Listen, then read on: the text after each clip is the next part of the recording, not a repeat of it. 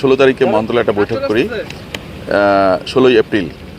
তারপর আমরা মোটামুটি আন্তঃমন্ত্রণালয়ে একটা বৈঠকের আয়োজন করেছি আগামীকাল 23 তারিখে।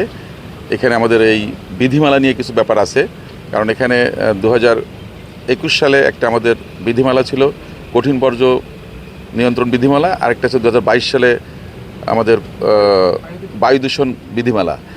তো এই দুটো নিয়ে এনাদের একটা আপত্তি ছিল, কারণ এখানে যে বার্ন করা হবে, যেটা আর কি এখানে কত ডিগ্রি সেলসিয়াসে বার্ন করা হবে সেটা নিয়ে একটা এনাদের অবজারভেশন ছিল। সেটার কারণে মূলত হচ্ছে এতদিন এটা পেন্ডিং ছিল এই বিধিমালাটা কারেকশনের ব্যাপারে।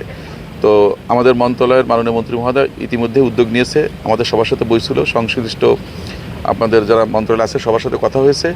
তাতে আমরা আশা করছি যে খুব দ্রুত সময়ের ভিতর আগামীকাল আমাদের আরেকটা বৈঠক আছে, তাতে আশা করছি আগামীকালের ভিতরে আমরা এই বিধিমালা সংক্রান্ত যে ব্যাপারটা আছে এটা নিষ্পত্তি করতে পারবো। পরবর্তীতে হয়তো আইন মন্ত্রণালয় একটু সময় নেবে, তারা হয়তো এটাকে একটা বেটিং করে তারা হয়তো সার্কুলার দেবে বা এসআরও করবে।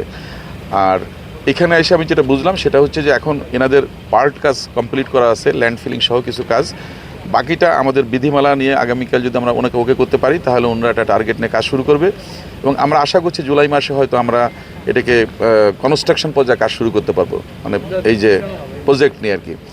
এবং ওনাদের ভাষ্য অনুযায়ী দেখা যাচ্ছে যে 1.5 বছর লাগবে হচ্ছে একটা বার্নার চালু করতে। এখানে 4টা বার্নার হবে, 750 টনের একটা করে হবে, 4টা হবে, তাতে 3000 টন পার ডে এখানে বার্ন হবে বা হ্যান্ডলিং হবে।